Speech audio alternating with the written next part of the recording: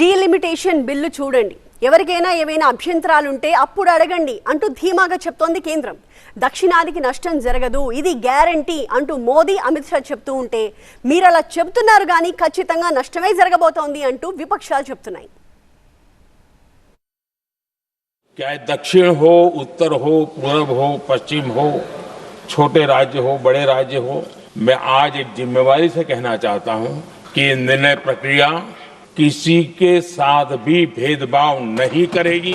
ये निर्णय प्रक्रिया किसी के साथ अन्याय नहीं करेगी. भूतकाल में जो सरकारें रही और जिनके कालखंड में जो परिसीमन हुआ और जो अनुपात उस समय से चला आ रहा है, उस अनुपात में भी कोई बदलाव नहीं होगा और वृद्धि भी उसी अनुपात में होगी.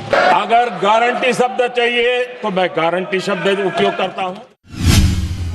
अभी 25 सीटें हैं आंध्र प्रदेश की और अब की स्थिति में उसका प्रतिशत प्रतिनिधित्व 4.60 है. अब इसमें भी 50% लगभग वृद्धि होगी तो सीटें हो जाएगी 38 और 4.60 की जगह 4.65% उनकी शक्ति हो जाएगी. तेलंगाना में 17 सीटें हैं अभी और उनकी शक्ति 543 के सदन में प्रतिशत 3.13 है.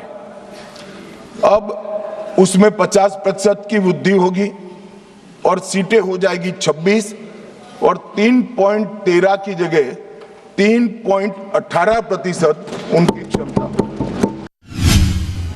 डिलिमिटेशन या बाकी इशू उठा करके महिला आरक्षण को गिराने का कोशिश नहीं करना चाहिए, क्योंकि डिलिमिटेशन में भ्रम फैलाए जा रहे हैं. किसी को नुकसान होना नहीं है, वो तो क्लैरिफाई हो जाएगा पार्लियामेंट में. పర్సంటేజ్ ఆఫ్ రిప్రజెంటేషను ఇప్పుడు సౌత్కి 24% ఉంటే ఇప్పుడు కూడా 24% ఉంది కదా సౌత్కి. ఆ పర్సంటేజే కదా రేపు రిప్రజెంటేషన్, రేపు డీలిమిటేషన్ అయితే ఉంటుంది అని చెప్తా ఉంది. మరి అలాంటప్పుడు దేని గురించి వీళ్ళు మాట్లాడుతూ ఉంది? మరి రిప్రజెంటేషన్ ఏమి వీళ్ళు చెప్పిన ఫార్ములా ప్రకారం 24% 40% ఏమి అవ్వలేదు కదా సౌత్కి. Prime Minister also will be concerned about the states. So I strongly condemn the Chief Minister is creating a false propaganda. कि इसे लागू करने के लिए लोकसभा सदस्यों की संख्या 50% बढ़ानी पड़ेगी. मतलब कि सीटों की संख्या 543 से बढ़कर 850 तक बनानी पड़ेगी, बढ़ाई जाएगी. और इन सीटों को बढ़ाने के लिए एक परिसीमन आयोग बनाया जाएगा जो 2011 की जनगणना को आधार बनाकर ये कार्य करेगा.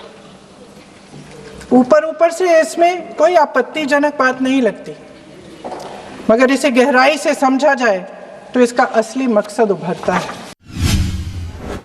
कांग्रेस पार्टी महिला आरक्षण के पक्ष में है, पर कृपया महिला आरक्षण को आप सरल करिए ताकि महिला आरक्षण जिस समय कानून पारित हो उसी समय लागू हो जाए और 500 जो हमारे 543 है लोकसभा की जो वर्तमान जो हमारी ताकत है उस पर लागू हो जाए.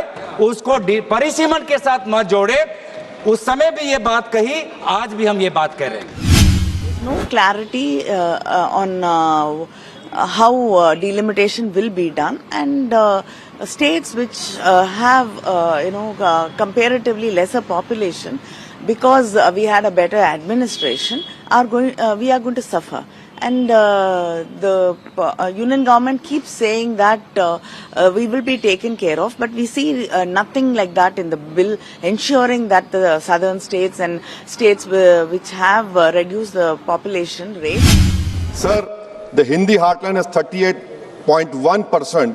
It will increase to 43.1. Southern states will decrease from 24 to 20%. Sir, why I say it is complete destruction of federalism? It also curtails parliamentary democracy. Parliament democracy has to be representative of. If a voter in Telangana feels that their voting or not makes no difference, if decisions are taken in UP rather than parliament, why will they vote?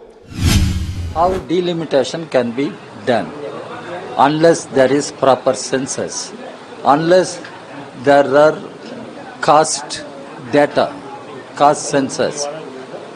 Where is the data?